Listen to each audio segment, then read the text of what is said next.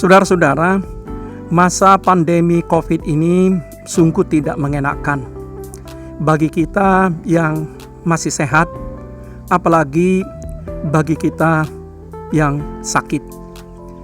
Kemarin saya benar-benar terpukul seorang teman baik saya ketika saya telepon mengatakan pada saya dia selama dalam masa isolasi sangat merindukan sebetulnya pesan-pesan yang sangat positif, berita-berita yang baik, bukan berita-berita yang menakutkan.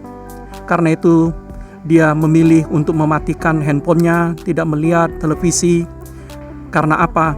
Karena berita-berita yang didengar umumnya membuat semakin takut, semakin ciut. Mungkin kita bisa berpegang kepada apa yang dikatakan oleh Rasul Paulus dalam Filipi 4 ayat 8 yang mengajar kita untuk bersikap positif. Dan saya pikir itu pun bisa kita lakukan di tengah-tengah pandemi ini. Semua yang benar, semua yang mulia, semua yang adil, semua yang suci, semua yang manis, semua yang sedap didengar, semua yang disebut kebajikan dan patut dipuji, pikirkanlah, lakukanlah. Semuanya itu, kata Paulus, Filipi 4 ayat 8. Karena itu saudara-saudara, saya mau mengajak kita melalui pesan singkat di Sabtu pagi ini. Mari kita memakai masa-masa sulit ini juga secara positif. Pertama, masa-masa sulit ini bisa kita pakai untuk meneguhkan kembali rumah tangga dan keluarga kita. Alih-alih mengeluh dan bersungut-sungut tentang keadaan, mari kita pakai ini kesempatan untuk semakin mendekatkan diri kita kepada keluarga kita, bermain bersama keluarga, berbicara, ngobrol bersama keluarga. Dan pastilah nanti ketika COVID ini berakhir, keluarga kita akan semakin teguh. Yang kedua, masa pandemi ini juga bisa kita pakai sebagai kesempatan melatih diri kita untuk berdoa. Kita yang selama ini sangat sibuk, bekerja dari pagi hingga malam, jarang di rumah, jarang bisa duduk tenang. Mungkin ini kesempatan bagi kita untuk memaksa diri kita untuk berdoa 2 kali sehari atau 3 kali sehari, mendekatkan diri kita kepada Tuhan. Membaca Alkitab lebih banyak lagi. Dan bukankah itu juga pesan yang harus kita lakukan di masa Prapaskah ini?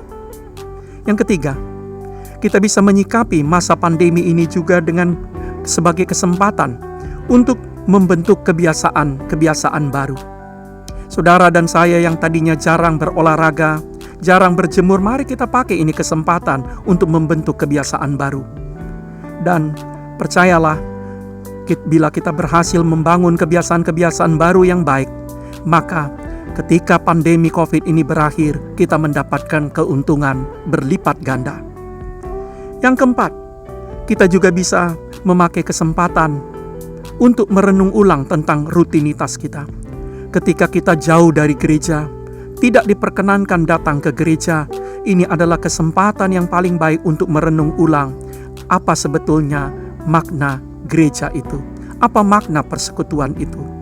Ketika selama ini kita merasa gereja itu karena sangat rutin, tetapi inilah saatnya ketika kita merenungkan ulang, rupanya gereja itu, persekutuan itu adalah anugerah Allah kepada kita yang sangat berharga.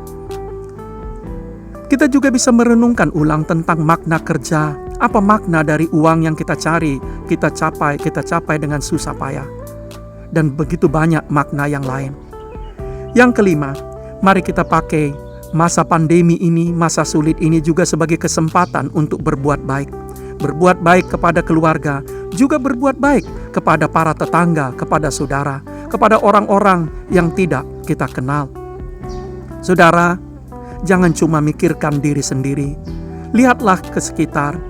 Saudara kenal siapa orang yang paling terpukul, apakah itu secara fisik karena kesehatannya, atau karena ekonominya yang bangkrut, atau terputus karena COVID ini.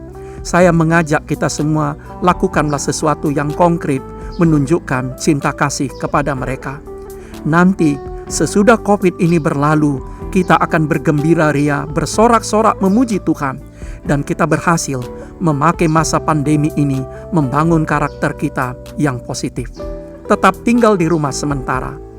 Horas.